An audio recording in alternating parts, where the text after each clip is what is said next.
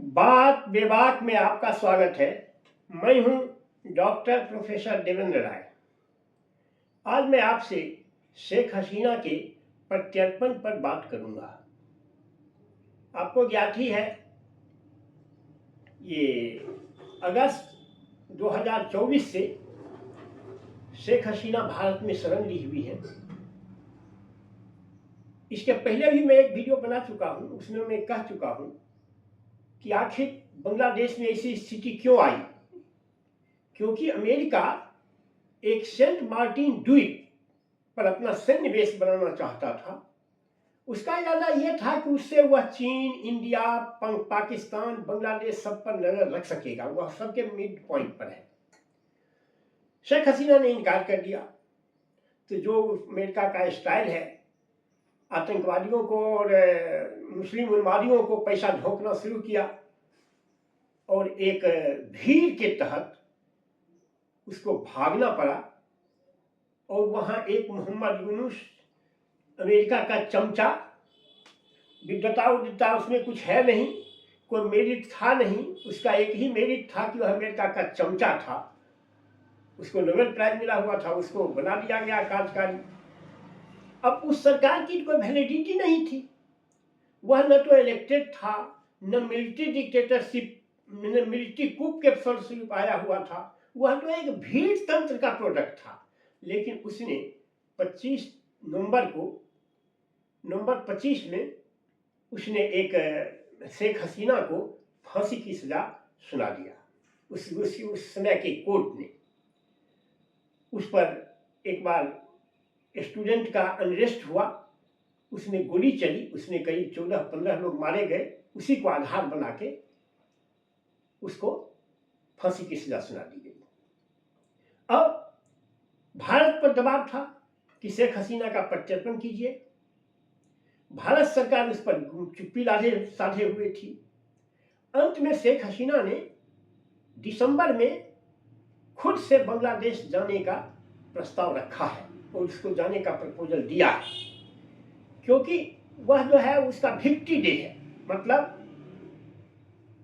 71 में दिसंबर में ही वहां शेख मुजीबुर रहमान के सेना की विजय हुई थी और पाकिस्तान की पराजय हुई थी। तो उसी को 50 डे मानती है, तो उसी दिन वह जाना चाह रही है। अब वह कह रही है कि मैं लोगों के, मेरे जान का मुझे परवाह नहीं है, मैं लोगों के, उसके बाद से अवामी लीग को बेंड भी कर दिया गया। अवामी लीग के सैकड़ों नेता कार्यकर्ता मारे जा चुके हैं। कुछ उसके नेता तो उसी के साथ प्रत्यर्पण में हैं। तो उम्मीद है अब उसको क्या करती है वहां का की सरकार और वहां का कोर्ट, यह तो आगे आने वाले दिनों में पता चलेगा। लेकिन वह कहती है कि अगर मैं शहीद भी हो जाऊं, अगर फांसी भी हो जाए, हो सकता है हमको जिंदगी भर जेल में रखे या हमको मौत की सजा दे दे, लेकिन मैं अपने लोगों से दूर नहीं रह सकती हूं। अवामी लीग के कार्यकर्ताओं को इस मुसीबत की घड़ी में मैं उनके साथ खड़ी रहूंगी, इसलिए मैं वहां जाना चाहती हूं। और वो जाने का मन बना लिए हैं। अब इसके साथ सवाल पैदा होता है कि ये जो बीएनपी की सरकार है, तारिक रहमान, ये पहले तो यह प्रो मुस्लिम उन्मादियों के का नारा देती थी, लेकिन शेख हसीना के चले आने के बाद एक चरम उन्मादी जमायते इस्लामी, जो उससे भी चरम उन्मादी है, वह अपोजिशन में आ गया। अब इनको डर हो गया कि उन्माद में तो कह चुका हूं कि धार्मिक उन्माद में कितना दूर तक जाएगा, उसमें जो अधिक उन्माद फैलाएगा उसके साथ जाएगा। तो अब उससे अधिक उन्माद तो ये फैला नहीं सकते हैं, तो अब ये सेकुलर स्टैंड लेने लगे हैं। लेकिन वही कहते हैं, ये सेकुलर स्टैंड उनका हाथी के खाने के दांत दूसरे हैं, दिखाने के दांत दूसरे होते हैं।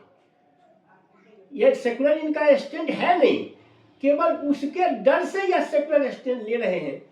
लेकिन अब शेख हसीना की पार्टी के साथ क्या होता है, यह तो आगे आने वाले दिनों में दिखलाएगा। अगर मान लीजिए इसकी फांसी हो जाती है, तो यह जान लीजिए कि वह बंगाल का गांधी हो जाएगी। आने वाले दिनों में उसी पर राजनीति होगी और उसको सहानुभूति मिलेगी।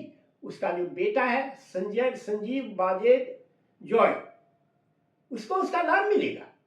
जैसे तारिक रहमान को उसके मां खालिदा जिया का लाभ मिला है, उसी तरह से क्या उसको लाभ नहीं मिलेगा? क्या बांग्लादेश में तारिक रहमान की सत्ता शाश्वत है? संसार में किसी की सत्ता शाश्वत रही है? और यह भी तय है कि अगर उसके साथ अगर इस तरह का बिहेव करेंगे तो वह जब कभी भी सत्ता में या उसका पार्टी परोक्ष रूप से भी सत्ता में आवेगी तो वह भी तारिक रहमान के साथ वही करेगी। बहाने तो अनेक हैं। सरकार को लड़ना था उस केस में, अब हम शेख हसीना तो थी नहीं, तो मनमाने ढंग से वह अमेरिका का चमचा इसको फांसी का सजा सुनवा दिया। अब देखिए इसमें क्या होता है। बहुत बार वह रिक्वेस्ट कर चुका है कि भारत से हमारे संबंध खराब होंगे, इस बात को लेकर उसने एक स्टेटमेंट अपना दिया है, एक पीसी की है, प्रेस कॉन्फ्रेंस की है। इस पर बांग्लादेश बिफरा हुआ है। अरे तुम्हारे यहाँ लोकतंत्र नहीं है, हमारे यहाँ लोकतंत्र है, सबको अभिव्यक्ति की आज़ादी है। और भारत सरकार का जो एक्सटर्नल अफेयर्स मिनिस्ट्री है यह कह चुका है कि मेरा उसमें कोई हाथ नहीं है। एक प्राइवेट चैनल उसको आयोजित कर रहा था, हम उसको नहीं रोके। हमारे यहाँ तो लोकतंत्र है, वाणी की स्वतंत्रता है, अभिव्यक्ति की आज़ादी है। तुम तानाशाही प्रवृत्ति के लोग नहीं समझ सकते हो कि अभिव्यक्ति की आज़ादी क्या होती है। यह तो तुमको पता चल ही गया होगा कि तस्लीमा नसरीन आई हुई है।